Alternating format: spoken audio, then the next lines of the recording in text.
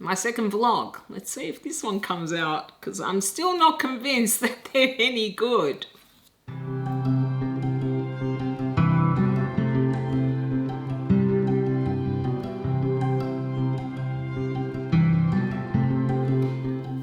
G'day to all you lovely people and welcome back to my channel.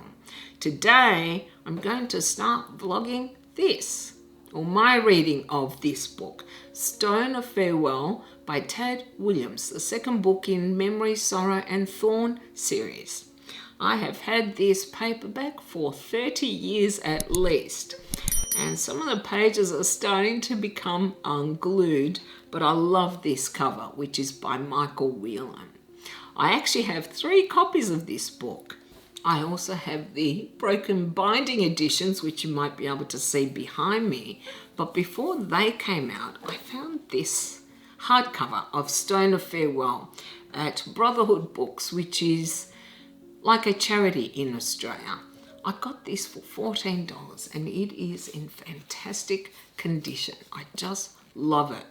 I was intending to collect them all when Broken Binding announced that they were going to bring out the series in a special edition. So I'm not sure now if I will or not. Still, I've got it. And I only started this, not yesterday, the day before. I only read a summary that is in the beginning of the book and I think the foreword, and that was it. And I read 200 pages yesterday. That shows you how much I am enjoying this. This one is much more fast-paced and I'm just flying through it. I'm absolutely loving it so far. We pick up where we left off in Dragonbone Chair, with Simon injured after he was attacked by the ice dragon, with Joshua and his few loyal followers fleeing Neglimund. And unlike the first book, Tad Williams is actually going from one point of view to another with each chapter. So you are getting to see all the different perspectives of the players in this world. We get to see Miramil and Cadrak, who are heading towards Naban. I still think it's crazy that she's doing that, but okay. We also see Guthwolf. I'm sure I mispronounced that. That is Elias's very loyal earl. We also see Dinivan, the priest who is secretary to the head of the church.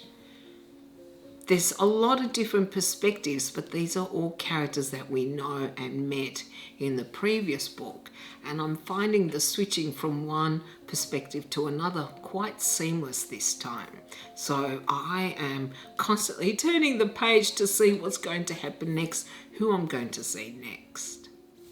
When we start the book, Simon is recovering from his wounds, which are quite severe. He also has this terrible scar on his face, plus the white streak in his hair.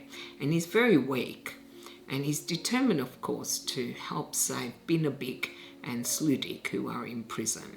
So he has to face the leaders of the Quanark, the Huntress and the Herdman, I think they're called. I do love the way Williams described their culture.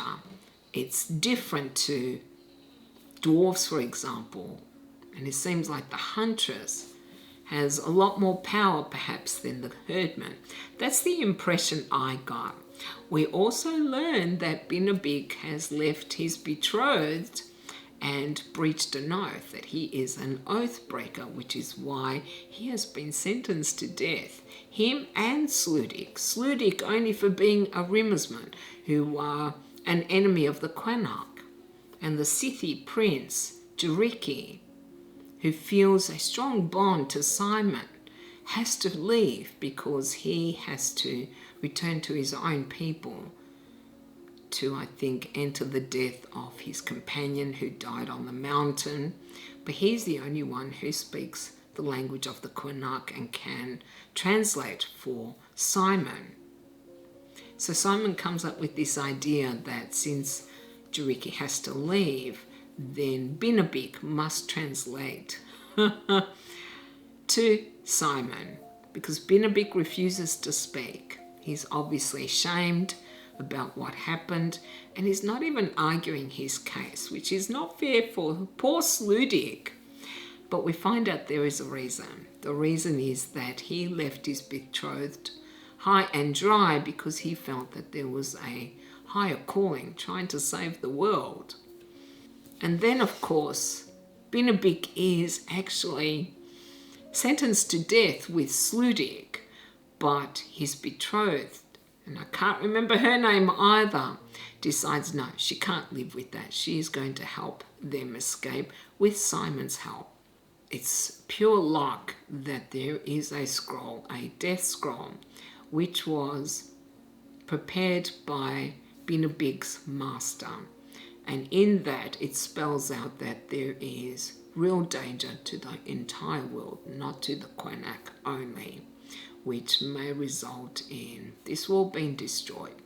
So in the end, they rescind this order to kill Binabik and Sludik and will help them on their way to continue their journey. Gilo, I have no idea how to pronounce her name, the witch woman in the woods, she actually sends a message to Simon somehow that he must go to the Stone of Farewell. And we have no idea what that is. I don't know. So that is Simon's storyline.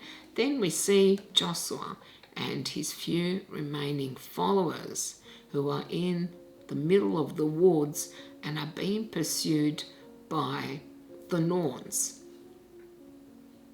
And these Norns have abilities which are strange and includes necromancy.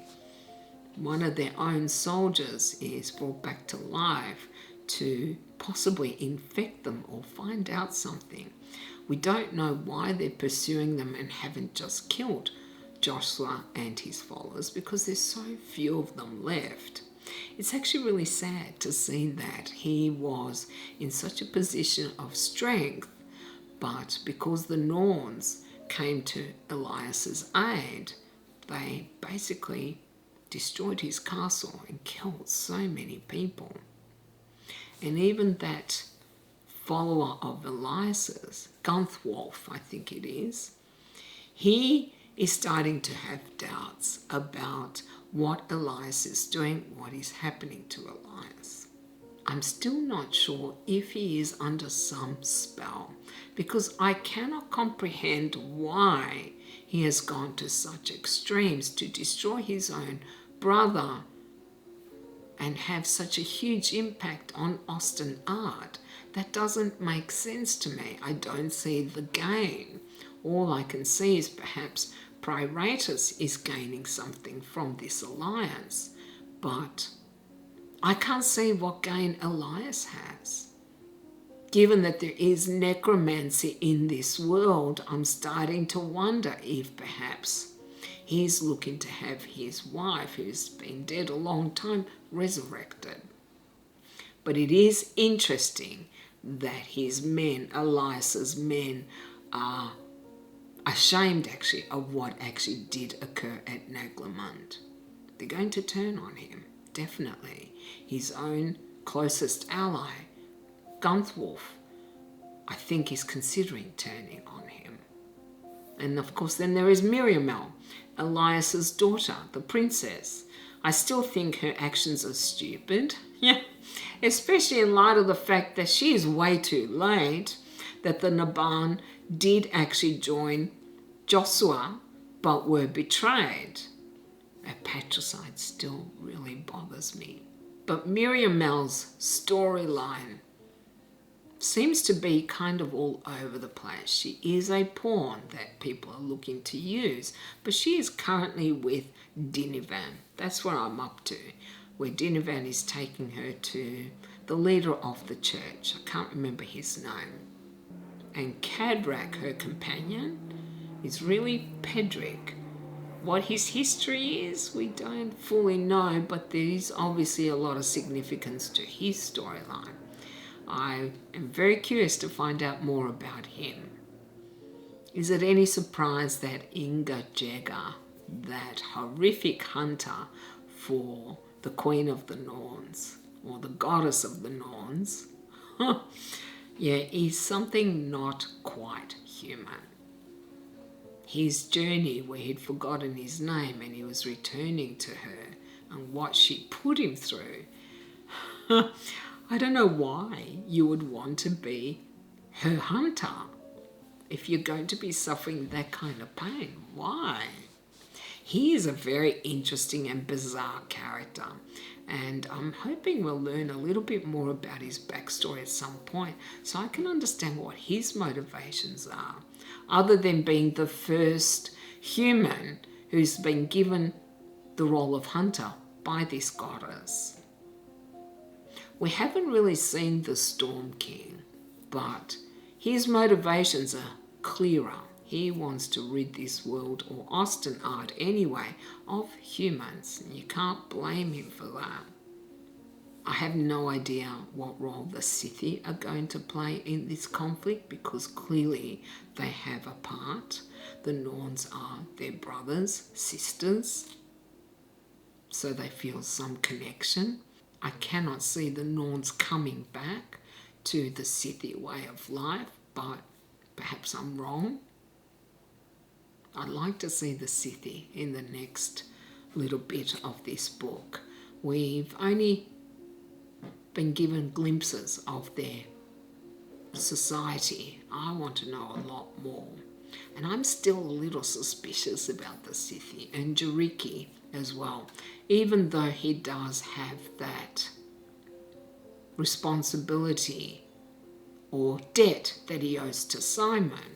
I just don't understand him because he is so alien, or whether his mistrust and hostility towards the humans is just ancient history, cultural history.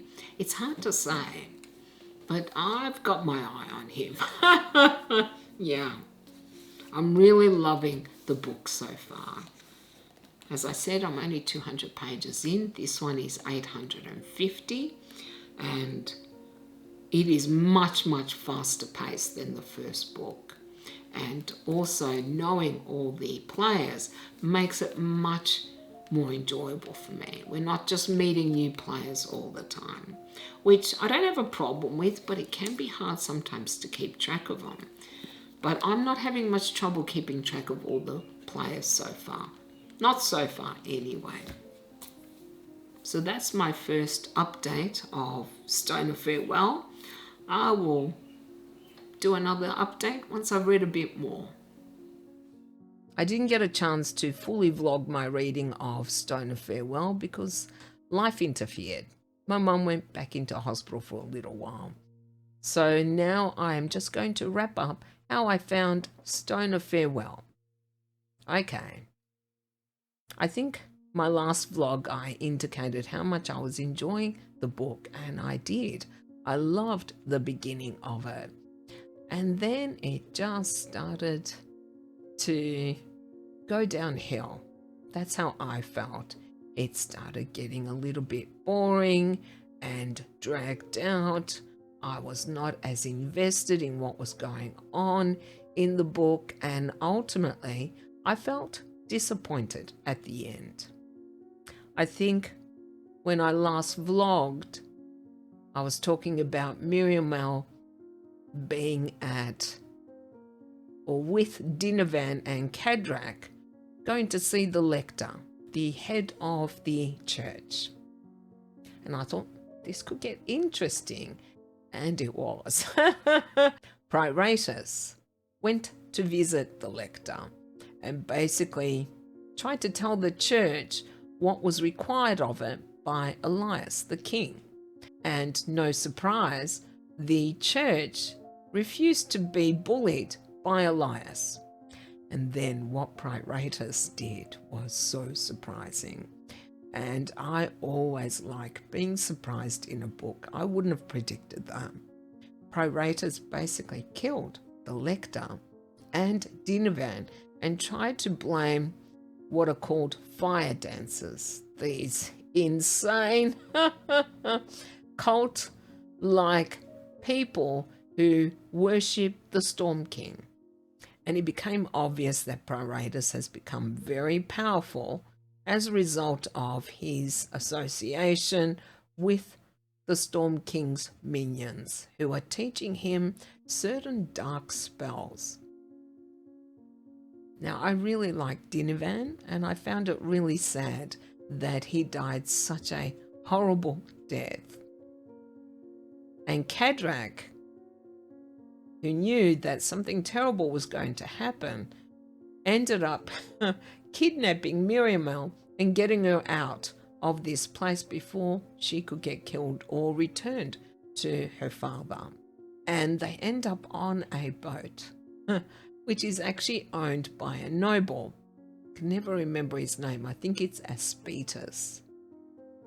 But what was really interesting about this boat is that there is another species called Niskis who actually sing to the creatures in the ocean, which otherwise might overwhelm and kill the people on board ships. I thought that was a really interesting element or fantastical element that Williams introduced. But Miriamel, oh my God, she has just gone downhill for me. Her behavior on the boat was atrocious. She acted the princess, the entitled princess. She was really unforgiving to Cadrak, even though he tried to save her life. She knew better. At what, 15, 16? Yeah, she knows everything. And she decided that she fancied this captain, Aspetus, so she flirted with him, which is no surprise in a girl at 16, 15. And whilst I can understand her infatuation to Aspetus, where it did lead was not where she wanted it to go. But I couldn't stand her behavior on this boat, the way she acted with the noble captain, the way she treated Cadrak. She was not a pleasant character. And unfortunately, that was reflected with pretty much most of the women in this book. Maegwyn, who I liked in the first one, I truly disliked in this one. Her behavior towards Iole, the ambassador, was again unfathomable. Because she fancied him, she decided to treat him like rubbish. And I couldn't stand her either. I also wondered if she was going insane because she was so single-minded about contacting their gods that she didn't care who she put at risk, especially herself. But Iole had always behaved so honorably with her that no surprise she hurt his feelings. And then we have Vorsiva, who again I cannot abide. The Prince Joshua. I actually found the prince quite a sympathetic character. What he went through was terrible. As leader especially, he feels the weight of responsibility, the weight of guilt that so many were killed. Even though there was no way he could have predicted what would happen at Neglamond. And this was one of my favorite parts of the book, is watching him develop, come into his own, starting to accept that in order to bring some peace back to Austin Ard, he has to overthrow his own brother. And during their travels through the forest, they eventually come to the Three Things. I don't know how to pronounce that. The Three Things homeland, Vorsiva's homeland, who are, I guess, horsemen and who are nomadic as well. And we learned that Vorsiva left her family because they wanted to force her to marry someone else that she didn't want to marry. So Joshua and his few are imprisoned, but they have Galoe with them. She actually found them and does assist them. In the end, Joshua actually has to fight Vorseva's spurned betrothed, and even though Joshua was injured because he'd received a beating, in the end he actually defeated this much bigger foe, which I did find a little hard to accept. Yeah.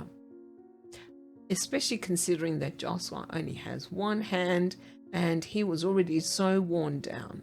Nevertheless, even though I didn't love that, I really did enjoy seeing Joshua's journey throughout this book, his growth into a leader, somebody to admire. And he is a reluctant leader too. It's not that he is seeking power. He just wants to bring peace back to the land. And Vorseva, regardless of her backstory, of what she had to go through, of the kind of father she had, she is still a drama queen, and she is still very unlikable for me. And I must admit, I was yelling at Joshua that he could do better than marrying her, but in the end, he did marry her. He obviously cares about her. Why? I still don't know. And especially when he found out that she was pregnant. And one of my biggest complaints in this is the three main female characters were all appalling and all behaved terribly. I just do not understand why one couldn't have been a more admirable character. I did want to mention about Guthwolf. Guthwolf? I never know how to pronounce his name. Actually protecting Rachel, the dragon who tried to kill Piratus, and ending up blinded. I actually found myself feeling a lot of sympathy for his character, Guthwolf, I mean. Here we started off with this brash, arrogant, cruel even soldier who is starting not to like what is happening to his world, who is starting to doubt, starting to question.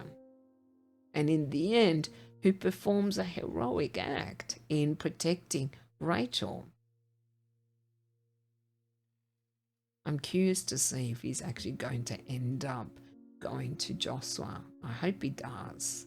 He could assist them in the next battle, whatever that's going to be, because I'm sure there's going to be more. We also met the Dwaros, I think that's right, or Megwin met the Dwaros, another species that came from the garden where the Sithi came from, a very timid species. We also learn about these crystals that can be like communication device.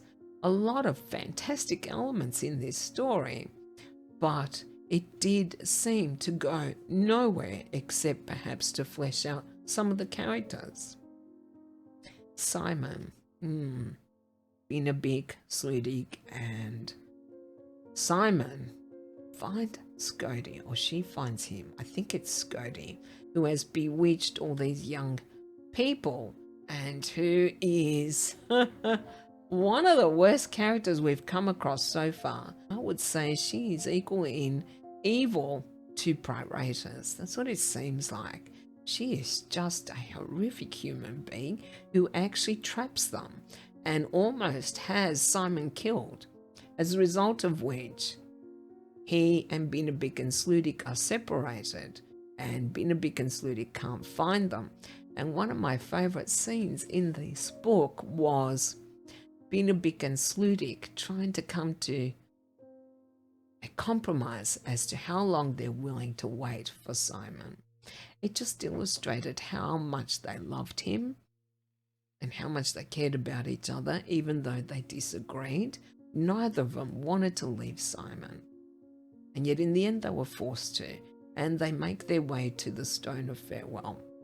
Simon Simon actually gets rescued by Aditu, Juriki's sister of the Scythi, and he even gets taken into the Scythi city, I don't know how to call it, which I loved how Williams described it.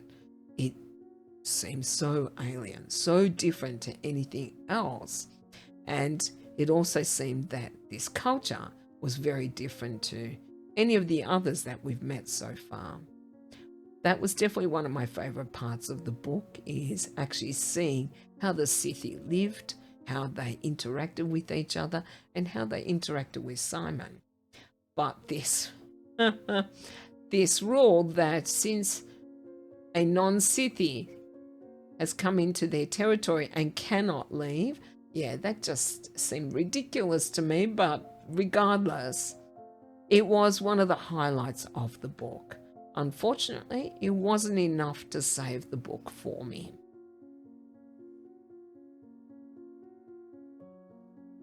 By the time I got to the end of the book, I was disappointed. I expected it to be more exciting towards the end, and instead it seemed to go the other way. There wasn't even a real climax to the book. It just kind of seemed to end in the middle rather than at the end. And I think that let it down. I think if there had been a climax, even a minor one, it would have uplifted the book for me. In the end, I thought this was good. It added a lot of lore to the world. It helped flesh out more of the characters. We got to see them really at their lowest, which can reveal a lot about a character. And I felt that the characterization of all but the women was fantastic. But the women, yeah, major problems with the way the women were portrayed in this book. And I don't know if it's going to get better. I really hope so. Well, that's all I have for you guys today. Now, of course, I'd love to hear what your thoughts are on the Stone of Farewell. Did I miss something significant? I probably did. And do you agree with me or disagree with me? You know, I love discussing these books with you. Thank you all very much for watching. I really do appreciate it. And if you like this video, then you know what to do, right? You can like, comment, and subscribe if you haven't already. I hope you all have a beautiful day, and I'll see you next time. Bye.